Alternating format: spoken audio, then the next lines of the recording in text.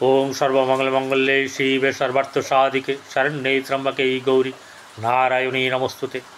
सृष्टि स्थिति विनाशानां शक्तिभूते सनातनी गुणाश्रय गुणमय नारायणी नमस्तुते। जय बड़ मायर जय, जय महादेवी महामायर जय। प्रत्येकेर जीवन सुंदर और आनंदमय होक, प्रत्येके खुशिते सुखे एवं दूधे पथे थाकुन। श्री श्री पद्मावती माया एवं बड़ मायेर निकटे प्रार्थना करी। धरुन जार धनभाव खूब सुंदर आछे, बर्तमान समयेर परिप्रेक्षिते यदि गोचरे आपनार धनभावेर कारकग्रह धनभावेई यदि दृष्टि देय ताहले धनेर अभाव थाकबे कि? कखनो ना, बरং धन अनेकटाई उपचे पड़बे। हाँ, एक ब्यापार थाकतेई पारे एबं सेटा स्वाभाविक जे आपनार धनभाव आपनार जन्म राशिते जन्मकुंडलीते केमन आछे এই ব্যাপারটা দেখার ব্যাপার অবশ্যই আছে। আবার আরেকটা দিক দেখুন, এই যে ধনভাবের অধিপতি অর্থাৎ ধনভাবের যে লর্ড, সে যদি একদম দশম কর্মস্থানে বসে থাকে তাহলে কি হবে? খুব সুন্দর। এবং সে ষষ্ঠপতি এবং কর্মপতি, এরকম যদি হয় তাহলে কর্ম সম্পর্কে তাহলে শুভ হওয়ার যোগ থাকে। যদি দশমপতি বা দশমে মঙ্গল যদি সুন্দর থাকে আপনার জন্মকুণ্ডলিতে, যে কোনোভাবে থাকুক সেটা যেন বলিষ্ঠ হয় বা আপনার বল পেয়ে থাকে। অশুভ বা আপনার দুস্থানে যেন না থাকে, নিজের ঘর হোক তবু ঠিক আছে। তাহলে এই ব্যক্তির বা জাতক জাতিকাদের ধন অর্থে কখনো কষ্ট যাবে না। যাই হোক, কে জানেন? বৃশ্চিক রাশি। এই বৃশ্চিক রাশির জাতক জাতিকাদের আষাঢ় মাস কেমন যাবে তা নিয়ে আমি পরিতোষ দে, জ্যোতিষাচার্য পরিতোষ দে চ্যানেলে আপনাদের সকলকে স্বাগত জানাই। আপনারা সুস্থ থাকবেন, ভালো থাকবেন। আমি যা এখানে আপনাদেরকে অবহিত করি বা জানান দিই সেটা হচ্ছে যে গোচরে কোন কোন গ্রহ কোথায় গেলে কীরূপ ফল দিতে পারে। সত্যটা সত্যই বলি, লুকিয়ে রাখি না। কারণ আপনার জন্মকুণ্ডলী আমি দেখছি না, রাশি দেখছি। সেই রাশির পরিপ্রেক্ষিতে বর্তমান সময়ে কোন গ্রহ কোথায় বসে আছে সেইভাবে আমি বর্ণনা করি। আপনার জন্মকুণ্ডলিতে ওই চন্দ্র বাদ দিয়ে আর যে 8টা গ্রহ আছে সেটা তাদের কোথায় কোথায় বসে আছে সেটা তো আমার জানা নেই, আপনাদের দেখতে হবে। শিক্ষামূলক ভিডিও তৈরি করি, যারা শিখতে চান তারা যোগাযোগ করতে পারেন। যারা সাবস্ক্রাইব করেছেন এতদিন ধরে তাদেরকে অসংখ্য ধন্যবাদ জানাই। যারা সাবস্ক্রাইব করবেন অবশ্যই করে সাবস্ক্রাইব করে পাশে থাকা বেল আইকনে ক্লিক করে অল বটমে প্রেস করবেন, এতে নোটিফিকেশন আপনার কাছে চট জলদি চলে যাবে এবং আপনার সঙ্গে আমার একটা নিবিড় সম্পর্ক তৈরি হবে যা চোখে কেউ দেখতে পাবে না। এবারে চলে আসব আমরা এই আষাঢ় মাস নিয়ে। আষাঢ় মাসের 31 দিনের মাস। এই মাসের কিছু গুরুত্বপূর্ণ ব্যাপার অবশ্যই আছে। তার মধ্যে 2-3টি 4টি কথা না বললে কি হয় বলুন? আষাঢ় মাসে যারা জন্মগ্রহণ করেছে সেই সব জাতক জাতিকারা বহুভাষী হন, প্রমোদপ্রিয় হন, গুরুবৎসল হন, প্রমত্ত হন, বহুব্যয়ী এবং মন্দাগ্নি পীড়িত হয়ে থাকেন। 2টি প্রধান গ্রহ বলবো না বলুন? রবি শুদ্ধি, রবি যদি আপনার ভালো থাকে, ভালোভাবে কাজ দেয়, তাহলে সেটা কতটা দেবে বা দেবে না সেটা একবার জেনে নেব। রবি এখানে মেষ, সিংহ, কন্যা, মকর রাশির রবি শুদ্ধি। কিন্তু 12 তারিখের পরে মেষ, বৃষ, সিংহ, কন্যা, তুলা, মকর ও কুম্ভ রাশির রবি শুদ্ধি। আপনার রবিটি আছে একদম দশম ভাবের অধিপতি, সে বসে আছে বর্তমানে অষ্টম। গুরুশুদ্ধি মানে বৃহস্পতি কেমন আছে? বৃহস্পতি একটা আমাদের শুভকারক গ্রহ। দেখে নিই, বৃষ, সিংহ, তুলা, ধনু ও কুম্ভ রাশির গুরু শুদ্ধি থাকবে। এই মাসে 2-3টে আচার অনুষ্ঠানের কথা তো বলতে হয়। যখন আষাঢ় মাস, তখন হচ্ছে 7ই আষাঢ় 22শে জুন রবি যখন আদ্রা নক্ষত্রে প্রবেশ করবে, তখন কি হবে, আপনার অম্বুবাচী প্রবৃত্তি হবে, সেটা কামাখ্যাতে হয়ে থাকে। এইবারে এখানে নিয়ে আমি একটি দেব ভিডিও, সেটাতে আপনারা দেখবেন। অম্বুবাচী আরম্ভ তো হলো, শেষ হচ্ছে গিয়ে 11ই আষাঢ় অম্বুবাচী শেষ হবে। 12ই আষাঢ় 27শে জুন হচ্ছে গিয়ে রথযাত্রা। কোন রাশিতে কোন গ্রহ আছে? শুক্র বসে আছে মেষ রাশিতে, রবি, বুধ, বৃহস্পতি বসে আছে মিথুন রাশিতে, আপনার সিংহ রাশিতে বসে আছে মঙ্গল, কেতু, চন্দ্র। এই আষাঢ় মাসের প্রথম দিনেই সকাল দিকে যেটা হয়েছে, চন্দ্র বসে আছে মকর রাশিতে, পরে 11টা 10-এ চলে যাবে কুম্ভ রাশিতে, চলে গেছে। রাহু বসে আছে কুম্ভেই, শনি মীন রাশিতে। রবি যেমন আষাঢ় মাস পুরোটাই থাকবে, শুধু আষাঢ় মাসের 31 তারিখে সে এখান থেকে স্থানান্তর হয়ে চলে যাবে কর্কটে। চন্দ্র মকর রাশির ধনিষ্ঠা নক্ষত্র থেকে যাত্রা শুরু করে 31শে আষাঢ় মীন রাশিতে উত্তর ভাদ্রপদ নক্ষত্রে যাত্রা তার সমাপ্ত করবে। মঙ্গল সিংহ রাশিতে থাকবে। বুধ 7ই আষাঢ় 22শে জুন মিথুন থেকে কর্কটে চলে যাবে।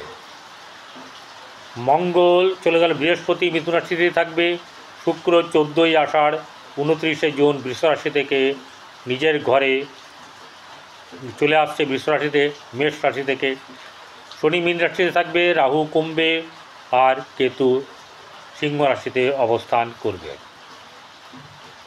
তাহলে এই বৃশ্চিক রাশির জাতক জাতিকাদের কেমন যেতে পারে এই আষাঢ় মাস? ভালো মন্দ যা আছে সত্যাসত্য তুলে ধরাই আমার ধর্ম, এটাই আমার কাজ। তাই চলুন দেখে নিই বৃষ রাশির জাতক জাতিকাদের। এখানের অধিপতি হচ্ছে গিয়ে মঙ্গল। সেই মঙ্গল ষষ্ঠ এবং দশম ভাবে বসে আছে, ষষ্ঠপতি হয়ে দশমভাবে বসে আছে, ঠিক আছে। লগ্নপতি ষষ্ঠপতি হয়ে দশমভাবে বসে থাকার কারণের জন্যে কেতুর সঙ্গে বসে আছে, রাহু দৃষ্টি আছে, ঠিক আছে। কিন্তু এখানে কি কি হতে পারে? রাশিপতি দশমে থাকলে জাতক কর্মঠ হয়, কর্মের ব্যাপারে সে কিন্তু নিজেকে একদম 100% দেওয়ার চেষ্টা করবে, কারণ মঙ্গল ফাঁকিবাজি পছন্দ করে না, যদি মঙ্গল খারাপ না হয়। আপনার জন্মকুণ্ডলিতে মঙ্গল কেমন আছে একবার দেখে নেবেন। এই মঙ্গল ষষ্ঠ জায়গা হচ্ছে দুস্থান, খারাপ স্থান, অশুভ স্থান, কিন্তু নিজের স্বক্ষেত্র। আবার এখানে রোগ, শত্রু, ঋণ এগুলো দেখে যেমন, তেমনি আপনার এটাও দেখে, সেটা হচ্ছে প্রতিষ্ঠার জায়গা। সেই প্রতিষ্ঠা জায়গা সে দশমের ভাবে বসে আছে, তাহলে 1-6 হয়ে দশমভাবে বসে থাকার কারণের জন্যে জাতকের চাকরি সম্পর্কিত ব্যাপারে কিন্তু অনেক দূর এগিয়ে যাওয়া, সফলতা পাওয়া, এই ব্যাপারগুলো হবে। তবে সমস্যা কিন্তু একটু আধটু হবেই, এই ব্যাপারটাকে দেখতে হবে, ঠিক আছে। এরপরে যেটা হচ্ছে গিয়ে ধনভাব। ধনভাবে 3টি গ্রহ, আর এই মঙ্গল 4 গ্রহ আপনার সহায়তায় থাকবে। এখানে বৃহস্পতি, রবি, বুধের যে দৃষ্টি দ্বিতীয়ভাবে পড়েছে ধনভাবে বৃহস্পতির দৃষ্টি ধনভাবেই পড়েছে, মানে আপনার বৃহস্পতি এই ঘরের মালিক। তাহলে আর্থিক দিক থেকে আপনার কখনো কোনো অসুবিধা হবে না এই আষাঢ় মাস, এবং যতদিন বৃহস্পতি এখানে আছে ততদিনই কোনো রকম সমস্যা আপনার হবে না। অর্থ আপনার আসবে, সঙ্গে নাম যশও আসবে। রবি বৃহস্পতির সঙ্গে বসলে রবির শুদ্ধ শুভ গুণাগুণগুলো পাওয়া যাবে। রবি হতে পারে আপনার ষষ্ঠভাবে অষ্টমভাবে বসে আছে, সেহেতু শুভ ফল পাওয়া যাবে না, কিন্তু অন্যান্য দিকও তো আছে, সেগুলো দেখার ব্যাপার আছে। ভাই বোনদের সঙ্গে সম্পর্কের ব্যাপার মধ্যম শুভ। এবারে আপনার চতুর্থ রাহু বসে আছে, সেখানে চন্দ্র চলে গেছে, এবং চন্দ্র বর্তমান সময়ে আজকের দিনেও রাহু বসে আছে সেই কুম্ভ রাশিতে চন্দ্রর সঙ্গে, চন্দ্র রাহুর নক্ষত্রে বসে। তাহলে কি হবে? মন মানসিকতার আজকে বেশ চাপ থাকবে, নানা দিক দিয়ে আপনার সহিষ্ণুতার পরীক্ষা একটা চলবে নিজের মধ্যে। দম ধরে থাকবেন, কাজ ভালো হবে। এবারে আপনার মায়ের দিক থেকে, মায়ের শারীরিক দিক থেকে অসুবিধা, বন্ধুবান্ধবদের সঙ্গে কখনো কারোর সঙ্গে ভালো, আবার অন্য কারোর সঙ্গে খারাপ, এই ব্যাপারটা কিন্তু থাকবে। সন্তানের জায়গায় শনি বসে আছে, তাই এখানে সন্তানের জায়গায় খুব বেশ ভালো হওয়ার মতন কোনো কিছু নেই। প্রেমে বাধা বিপত্তি হওয়ার সম্ভাবনা থাকবে। ষষ্ঠে শুক্র থাকলে গোচর মতে আপনার কি করায়? ষষ্ঠে শুক্র থাকলে গোচরে শত্রু বৃদ্ধি করার সম্ভাবনা থাকে। তাহলে এই শুক্র আপনার হচ্ছে সপ্তমপতি, ষষ্ঠ এবং সপ্তমে শুক্র কিন্তু শুভ ফল দেয় না। তাই সেসব দিকে শত্রু যাতে না তৈরি হয় সেই দিকে সাবধানে থাকতে হবে, এবং যার সঙ্গে যতটুকু না বললে নয়, না কথা বললে নয়, সেটুকুর মধ্যেই থাকার চেষ্টা করবেন, তাহলে ভালো হয়। তাই সপ্তমপতি তার দ্বাদশে বসে, সেখানে গৃহে স্বামী স্ত্রীর সংসারের মধ্যে কিছু না কিছু সমস্যা থাকবে, কিন্তু খুব বেশি সমস্যা হবে এরকমটা কিন্তু কোনো মতেই হবে না।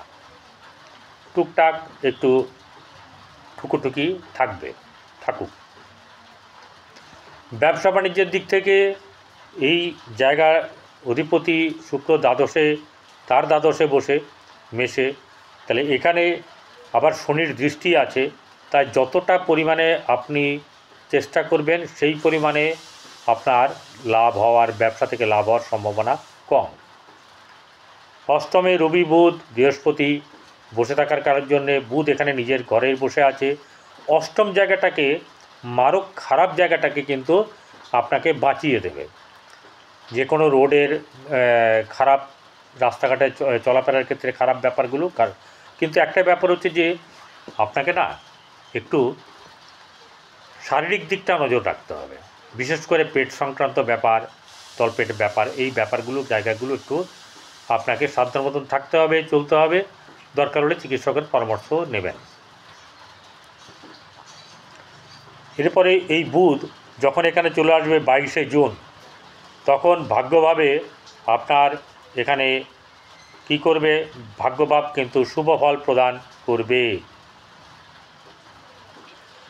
তাহলে এখানে ভাগ্যভাব শুভ ফল প্রদান করলে আপনার জীবনের এই 6 তারিখের পর থেকে, মানে 7 তারিখের পর থেকে, 7 তারিখে যাচ্ছে, ঠিক আছে, 7 তারিখটা বাদ দিয়েই ধরলাম, আপনার কিন্তু ভাগ্য ফল শুভ যাবে, এবং আপনার প্রাপ্তিযোগও কিন্তু কিছু না কিছু হওয়ার সম্ভাবনা থাকবে। আর্থিক দিক থেকে অবশ্যই করে লাভবান হবেন। কর্মস্থানে বলেছি আমি, যতই কেতু থাকুক রাহু থাকুক, কিন্তু মঙ্গল ফলদান করার চেষ্টা করবে, যেহেতু সে ষষ্ঠপতি, সেহেতু সে ফলদান করার এখানে চেষ্টা করবে। একাদশ লাভস্থান, আয়স্থান, এখানে শনির দৃষ্টি আছে, তাই এখানে শনির দৃষ্টি থাকাকালীন এই রাশির অধিপতি সে আবার অষ্টমে বসে আছে। এই 7 তারিখের পর থেকে আপনাদের কিন্তু সহসা প্রাপ্তির যোগ অবশ্যই করে আছে, এবং এক্ষেত্রে আপনার শুভ ভাব, শুভ অবস্থা, আনন্দ উৎসব, এইসব ব্যাপারগুলো কিন্তু হবে। এবারে দ্বাদশভাবে শুক্র দৃষ্টি দিয়ে আছে, যতদিন এখানে দৃষ্টি দিয়ে থাকবে, অর্থাৎ কিনা শুক্র এখানে 29শে জুন পর্যন্ত দৃষ্টি দিয়ে থাকবে আপনার বৈবাহিক জীবন, বাইরে ঘোরাফেরা, আনন্দ উৎসব, রেস্টুরেন্টে যাওয়া, রোমান্টিক জায়গায় ভ্রমণ, এইসব জিনিসগুলো ভালো হবে। এবং আপনারা সকলে ভালো থাকুন। নমস্কার।